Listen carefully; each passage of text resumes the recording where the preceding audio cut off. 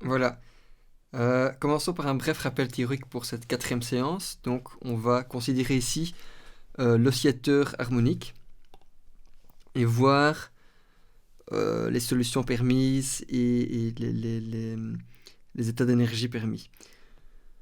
Donc, tout commence avec l'équation de Schrödinger qui a été adaptée pour l'oscillateur harmonique. Donc, principalement, on a un potentiel qui a une dépendance du carré de la position. Principalement, voilà, une dérivée seconde ici pour l'énergie cinétique, et du coup qui est égale à l'énergie fois ma fonction d'onde. Donc ici, il y a juste une petite transformation de la coordonnée x, qui est en fait pas exactement la position ici en mètres, mais plutôt une constante fois la vraie position. Bon, ce n'est pas très important ici. Cette petite transformation par rapport à la vraie position a été faite pour obtenir une équation qui ne dépend pas d'autres constants. Donc on a une équation qui est plus propre, qu'on appelle ici l'équation d'Hermite. Et maintenant, donc oublions un petit peu ce changement de position qui n'est pas super importante. Et allons voir donc quelles sont les solutions de cette équation. Eh bien, en faisant l'approche de Dirac, on va en fait pouvoir décomposer cet Hamiltonien ici en d'autres opérateurs. Donc ici, on va décomposer l'Hamiltonien en utilisant que la dérivée seconde, c'est le carré de la quantité de mouvement. Donc pour rappel, l'opérateur quantité de mouvement, c'est moins i dérivé par rapport à x ici, parce qu'on prend la dérivée par rapport à x. Et donc, on réécrit l'hamiltonien comme la quantité de mouvement au carré plus l'opérateur position au carré avec un facteur 1,5. Voilà, qui est donc égal à epsilon. Avec epsilon, je ne l'ai pas dit, mais epsilon, c'était l'énergie qui a été de nouveau retransformée dans une autre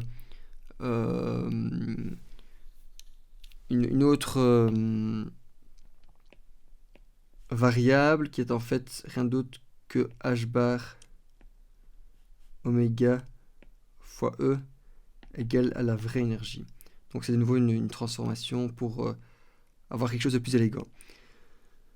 Mais qu'on verra par après qui est une constante très importante, bien évidemment. Ok, donc continuons dans l'approche de Dirac. Comme vous pouvez voir ici, on peut décomposer ce carré. Donc on a en fait ici grosso modo a carré plus b carré. Comme vous le savez, on peut décomposer ça dans le cas des scalaires par exemple. On met ça comme a moins b fois a plus ib. On a bien a carré plus b carré. Et dans un cas où le a et le b commutent, ce qui est le cas pour les scalaires par exemple, on n'a pas de termes qui font intervenir les a et b en croisée. Par contre, ici, le souci c'est que l'opérateur position et quantité de mouvement ne commutent pas. Et donc quand vous décomposez ça comme ceci, vous devez rajouter ces termes-là pour justement prendre en compte le fait que quand vous multipliez ici x fois ipi, vous avez x suivi de pi. Dans l'autre sens, vous avez ici pi fois x. Les deux ne s'annulent pas parce que les deux ne commutent pas. Et donc, on doit rajouter ceci pour passer de là à là. Alors, je transforme juste ceci comme étant le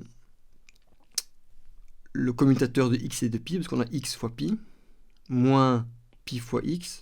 Donc, je factorise ici moins 1,5 i. Et donc, j'ai le commutateur entre x et pi. Et on se rappelle que le commutateur entre x et pi, c'est i. Tout ça pour réécrire mon équation de Schrödinger dans cette forme-ci, qui est très sympathique. Donc, on a 1,5 fois l'opérateur position moins i, l'opérateur quantité de mouvement, plus 1,5. De nouveau, ce 1,5 vient du fait que les deux ne commutent pas. Phi x égale à l'énergie fois phi x. Et donc, dans l'approche de Dirac, on va appeler ce premier opérateur. Donc, il y a aussi un facteur 1 sur racine de 2 à prendre en compte, en fait, qui n'est pas exactement noté ici, mais bon, on reprend aussi, on va dire, la racine carrée de ceci dans le premier opérateur. Et pareil, ici, on a x plus i pi fois 1 sur racine de 2, qui est un autre opérateur. Et donc, ceci, on va l'appeler l'opérateur de création. Et ceci, l'opérateur d'annihilation. Et on verra dans quelques secondes la signification et pourquoi on appelait ça comme ça. Le produit des deux, donc ceci fois celui-là, donc les deux opérateurs qu'on va lier, c'est l'opérateur nombre d'occupations. Et le nombre d'occupations plus 1,5, ça reprend tout ceci, donc c'est l'hamiltonien. Alors, ça, le grand avantage de ce développement, qui est peut-être un tout petit peu long, mais qui est assez sympathique, on peut voir que prendre l'équation de Schrödinger pour le cas du potentiel harmonique revient à étudier un autre opérateur, l'opérateur n, donc l'opérateur nombre d'occupations, plus 1,5 fois phi égale e phi. Quand on voit ceci, on peut directement voir qu'en fait, toute fonction propre de n sera également fonction propre de l'hamiltonien. Pourquoi? Parce qu'on peut tout simplement prendre la même fonction, on aura également l'égalité pour l'hamiltonien, avec la différence qu'on aura une addition d'1,5 pour les valeurs propres. Donc les valeurs propres de l'hamiltonien sont les mêmes valeurs propres que le nombre d'occupations, plus 1,5. Donc l'idée ensuite c'est de dire, ok, on va un petit peu regarder cet opérateur nombre d'occupations, et une fois qu'on connaît les fonctions propres de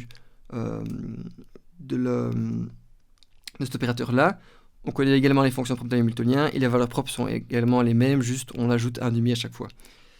Donc ça a été fait au cours. Je mets ici les résultats les plus importants à bien savoir. C'est que quand on analyse les fonctions propres de l'opérateur nombre d'occupations, on voit d'abord que on a en fait une série finie on a une série de valeurs propres qui sont des entiers, qui commencent à 0. Donc on n'a pas des entiers ou des valeurs propres négatives. Ensuite, on voit que la première fonction propre satisfait la relation suivante. On sait que l'opérateur d'annihilation fois cette fonction égale 0.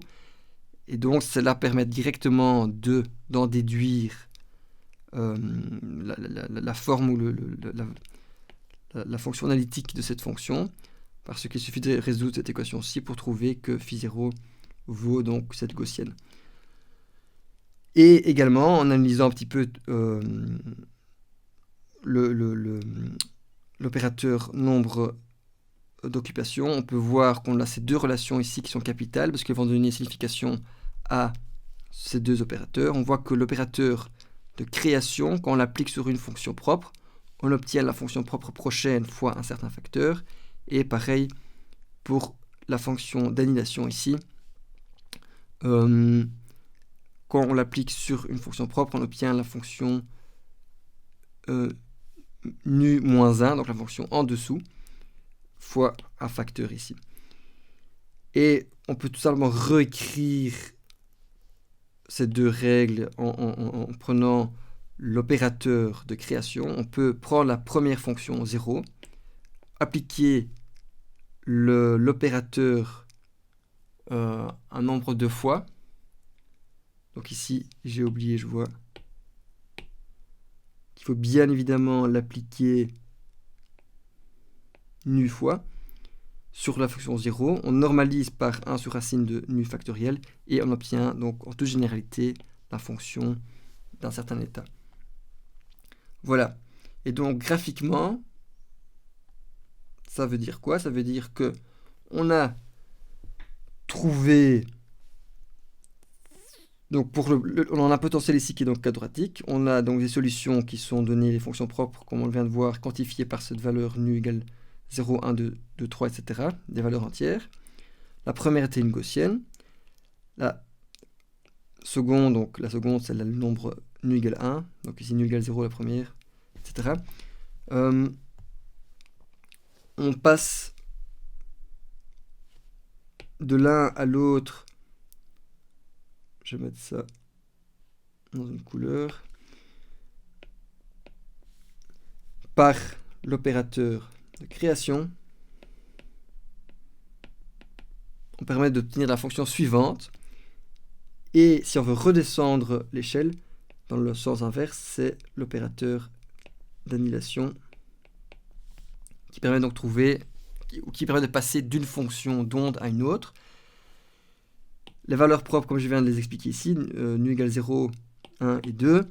Et une fois qu'on a toutes ces fonctions-là qui sont donc les solutions de l'opérateur nombre d'occupation, on a en fait également les solutions de l'hamiltonien, avec la seule différence que les valeurs propres sont celle-ci plus 1,5. Donc pour 0, j'ai une énergie d'1,5, ici 3,5, et là 5,5 h bar oméga à chaque fois. Voilà, ça c'est le rappel. Donc essentiel de bien pouvoir jouer avec ces opérateurs qui permettent de trouver les fonctions. Donc c'est ce qu'on va faire dans cette épisode. On va trouver les fonctions en partant de l'état fondamental qui est donc l'état nu égale 0. Et ensuite on peut partir faire les autres et connaître l'énergie également associée.